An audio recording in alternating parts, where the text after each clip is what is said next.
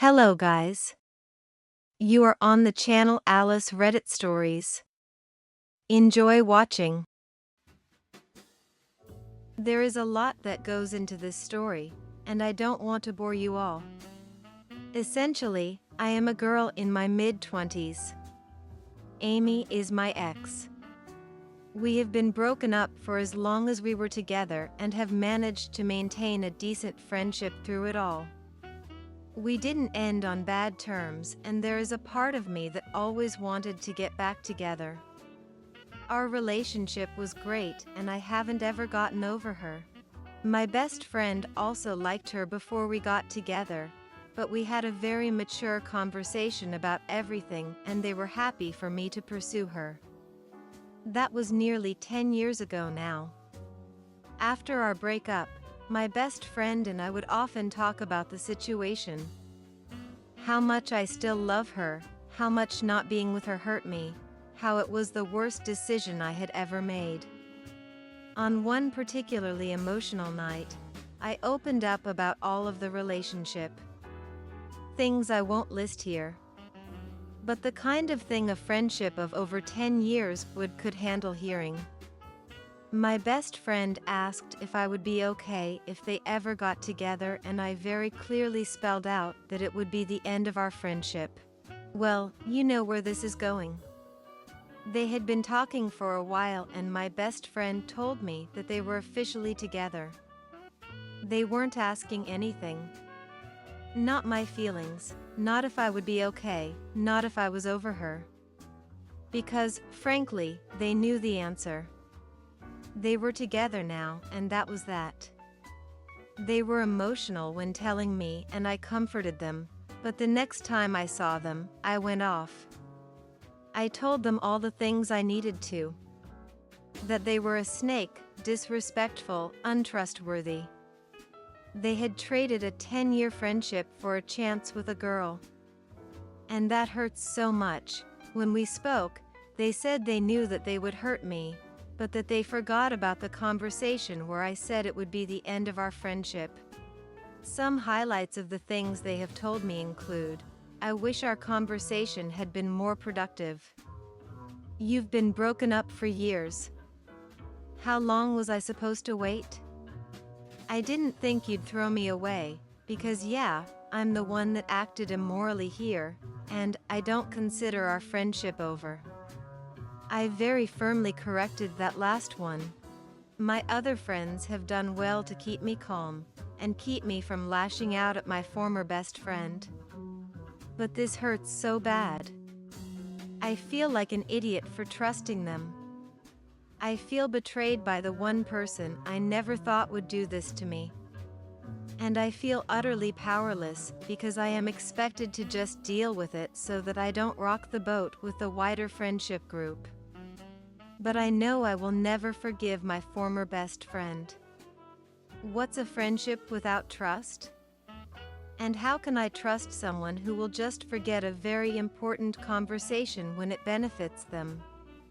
This level of selfishness is devastating. We had holidays planned. We were going to move in together. I even have things from their childhood from before I even met them so that I could write the funniest best man speech possible. And now that's all fucked. I guess this is the closest to grief that I've ever felt. It's probably important to say that they are remorseful. My other friends tell me that they are sad and wish they had done things differently. They've cried basically every time I've spoken to them since. But it doesn't change their actions. If they weren't sure, they could have asked. But they didn't ask because they were scared, and I call that cowardice. And I don't respect that. Anyway, have any readers experienced a similar thing? Do you have any advice on how I can best deal with all of this? I'm angry and depressed, and there is only so much good video games and drinking can do. Is there a way to forgive them? And should I? I'm 25, having a difficult conversation with my partner, 29, later today, and need advice on wording. so I have less of a chance of hurting or offending her, and 2, have a stronger argument. I am not the best at confrontation, and she tends to talk over me and steamroll me during arguments. It takes me interrupting her to ever get a word in. The sad thing is that truthfully she's the most wonderful person apart from this, and I'd trust her with my life. She can be so great, loving, thoughtful, kind and dependable when she wants. I work full-time and am exhausted when I come home every day. She, on the other hand, has only worked for 6 months when she was 19. She gets government benefits and pays half of the mortgage on my house, which is in my name. I see it as being jointly owned because of this, and because of me wanting us to contribute to things 50-50ths, I'm at a loss and feel I don't have a foot to stand on. I regularly come home and she'll have told me she was going to do one necessary thing with the housework, but did another, usually extra and not necessary, thing. This is frustrating as it leaves me to have to do them sometimes, or she'll get grumpy and tell me she'll do them later. She also says she'll do the dishes, but they're there still when I arrive home at 5 p.m. and cause so much stress because there'll be metal/silverware lying around. I tell her it could go rusty, and one of my pots already has started rusting due to this. But she tells me she was too exhausted to do it. She used this reason a lot and also uses her autism as a reason for why she hasn't done things or why she can't do things, like grocery shopping. I feel like her parent, as I am also the only one who drives or has a car. She doesn't contribute at all to petrol costs for me driving us around, nor would she really be able to. I don't know how to tell her that I feel like a parent more than a partner. Especially as with how exhausting things are for me and with the amount of stress she contributes to, I shut down and become unable to do simple things around the house, which is she sometimes steps in to do them, which I very much appreciate. But this leads to more criticism from her and her saying I can't even do simple things for myself. It's a snowball effect, and I'm not sure how to explain this to her without having her jump at me. Any advice would be appreciated, thank you. Edited to add that when expenses come up over about $150, I end up covering them and my partner pays me back for them at a later date.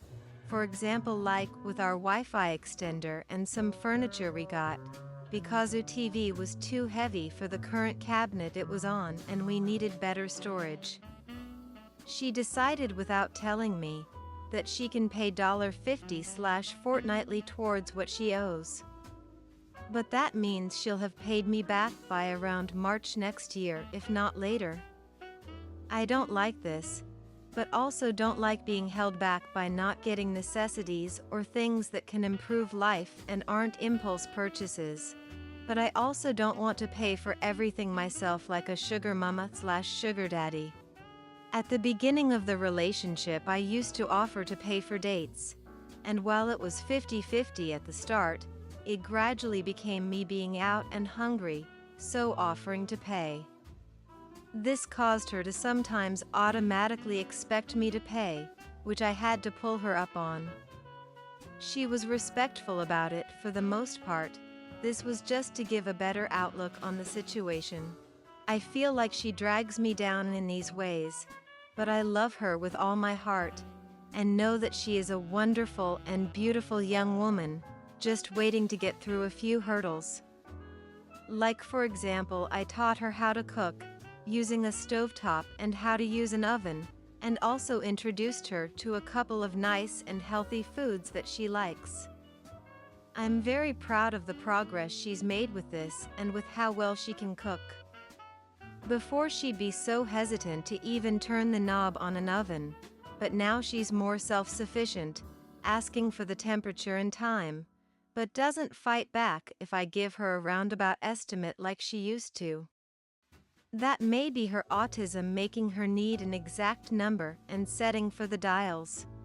TLDR, My partner and I are having a discussion re our relationship, and I'm looking for advice on how to best word my points without causing more trouble. Thanks for watching. Subscribe to the channel. There are many interesting stories ahead of you.